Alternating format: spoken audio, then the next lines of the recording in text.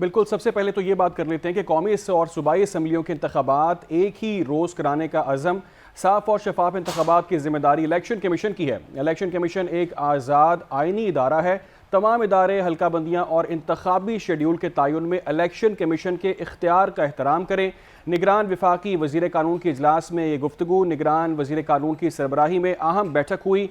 चारों सूबों के निगरान वज़राए कानून की शिरकत। और इस इजलास में कौमी और सूबाई असम्बलियों से मुतालिक मामलात पर भी मुशावरत की गई है, जबकि निगरान वज़राए कानून का कहना है कि आइन की शिकों को अलग अलग करके मजमूई तौर पर आइन की शिक को देखा जा सकता है। इंतखाबात के लिए ये बैठक हुई है। इंतखाबात की जिम्मेदारी इलेक्शन कमीशन की है। वज़ीर कानून ने बड़ा अहम बयान दिया इस हवाले से, और एक जानिब ये बातें हो रही हैं कि सदर मुमलिकत इलेक्शन की तारीख देंगे। बिलावल भुट्टो भी इस हवाले से कह चुके हैं और क्लियर कर चुके हैं कि इलेक्शन की जो तारीख है वो सिर्फ और सिर्फ इलेक्शन कमीशन का इख्तियार है।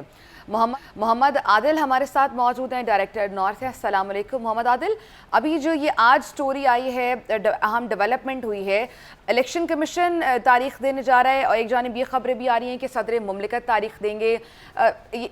कानून क्या कहता है और आपको क्या लग रहा है, क्या आने वाले दिनों में ये हफ्ता कितना इंपॉर्टेंट है, तारीख आ सकती है ईवान सदर की जानिब से? देखिए, आज जो वज़रा कानून का इजलास हुआ उससे एक चीज़ तो तय हो गई कि निगरान चाहे वफाक में हो चाहे सूबों में हो, वो और सदर ममलिकत जो हैं वो एक पेज पे नहीं है।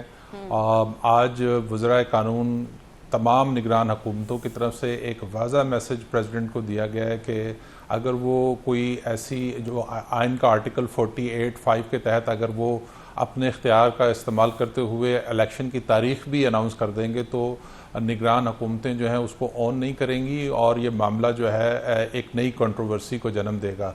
तो मुमकिन तौर पर सदर की तरफ से, सदर पे भी चूँकि इंटरनल उनकी पार्टी का भी दबाव है, जिस पार्टी से वो ताल्लुक़ रखते थे, और कुछ वकला तंजीमों की तरफ से दबाव है, क्योंकि गुज़श्ता हफ्ते इस्लामाबाद में दो बड़े जो वकला की तंजीमें हैं, पाकिस्तान बार कौंसल और जो सुप्रीम कोर्ट बार है, इनके दो बड़े यहाँ पे कन्वेंशन हुए थे और उसमें उन्होंने सदर ममलिकत से किया था कि वो आइन के 48(5) है उसके तहत जो है वो इलेक्शन की तारीख का अनाउंसमेंट करे। तो इस वक्त सदर ममलिकत को बार बार वफाकी हुकूमत, वज़ीर कानून अब तक कई मुलाकातें उनसे कर चुके हैं, उनको बता चुके हैं कि अगर वो कोई तारीख अनाउंस करेंगे तो वफाकी हुकूमत उसको ऑन नहीं करेगी और ये मामला, ये इख्तियार जो है वो इलेक्शन कमीशन का है। तो इलेक्शन कमीशन और सदर ममलिकत की जो तारीख का मामला है वो यकीनी तौर पर अगर सदर ने कोई तारीख की और इलेक्शन कमीशन ने उसको ऑन ना किया तो वो ये मामला सुप्रीम कोर्ट में जाएगा। तो सुप्रीम कोर्ट में भी इस हफ्ता बड़ा इंपॉर्टेंट है। आपको पता है कि चीफ जस्टिस जो अता बंदयाल है, उमर अता बंदयाल जो है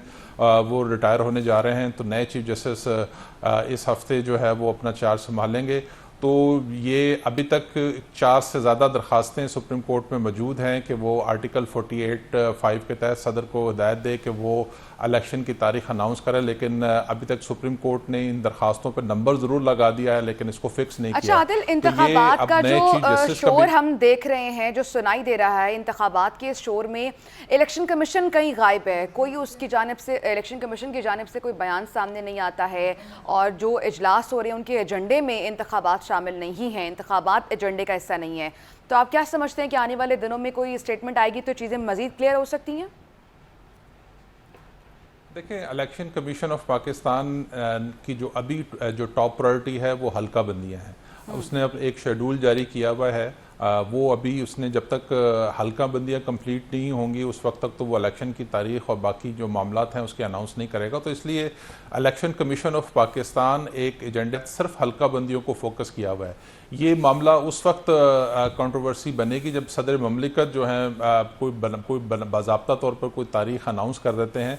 उसके बाद जो रिएक्शन जो इलेक्शन कमीशन का हमें देखने में आएगा कि वो उस तारीख को लेकर यकीनी तौर पर सुप्रीम कोर्ट से रुजू करेगा, क्योंकि जो इलेक्शन एक्ट के तहत साबिक हुकूमत ने जाते जाते जो इख्तियार इलेक्शन कमीशन को दिया था उसकी वजह से ये सारा मामला जो है। जहाँ तक पॉलिटिकल एक्टिविटीज़ का ताल्लुक है तो पीपल्स पार्टी बिलावल भुट्टो तो सिंध से अपनी एक्टिविटीज़ का आगाज़ कर चुके हैं और मुसलसल वो आप देख रही हैं कि वो जलसे कर रहे हैं। अब नून का सारा फोकस जो है वो नवाज शरीफ की वापसी पे है। और नवाज शरीफ ने चूँकि कल जो डेट अनाउंस हुई है 21 अक्टूबर, तो अभी नून लीग भी जो है वो अपनी जो लोकल सतह पे जो बॉडीज़ हैं उनको मुनज़्ज़म कर रही है, जिसके बाद 21 के बाद, यानी कि 21 को अगर नवाज शरीफ आ जाते हैं, उसके बाद उनको चूंकि कानूनी मामलात हैं, वो जब तक वो बिल्कुल उन्हें सरेंडर कानून करेंगे का अदालत सामना के भी सामने। करना पड़ेगा। मोहम्मद आदिल, बहुत शुक्रिया। 21 अक्टूबर की डेट अनाउंस की है, नून लीग की जानिब से ये डेट सामने आई है कि 21 अक्टूबर को आएंगे।